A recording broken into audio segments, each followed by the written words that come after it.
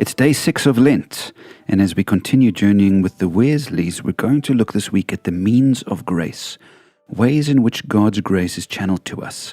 Let me share some words from John Wesley from his document entitled Minutes of Several Conversations in 1744.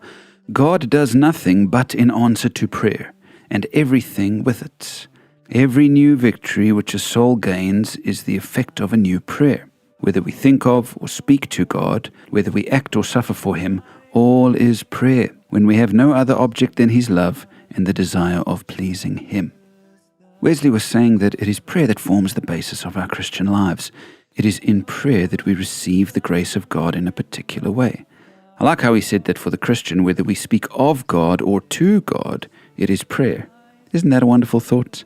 That speaking of God is a form of prayer? He also said that whatever we do for God is essentially prayer, if we are doing it with a heart of love for Him. Lent is a time of fasting, but it's important to note that fasting without prayer is probably not spiritually beneficial. Sure, if you want to fast for physical health reasons, that's fine. There's nothing wrong with that. But when it comes to Lent or other Christian fasts, prayer is an important element to keep you focused. The fasting must lead to more prayer. Otherwise, it is a fast without the outpouring of God's grace. Paul wrote to the Colossian Christians and said, "Devote yourselves to prayer, being watchful and thankful." Colossians 4 verse 2.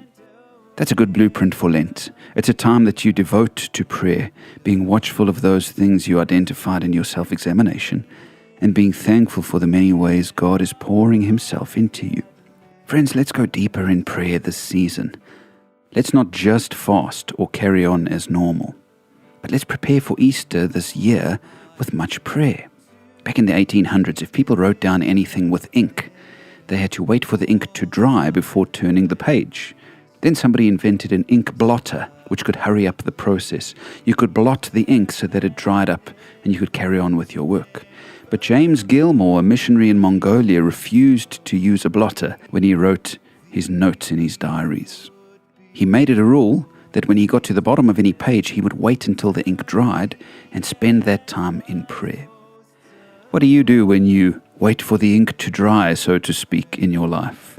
In those little moments of quiet, of pause, do you scroll Instagram or TikTok or YouTube or Facebook or WhatsApp? What if you devoted those moments to prayer instead? Remember, Wesley said God does everything in response to prayer, nothing apart from it. Go deeper in prayer this Lent. What victories are we missing out on because we're not taking the time to be with God in prayer?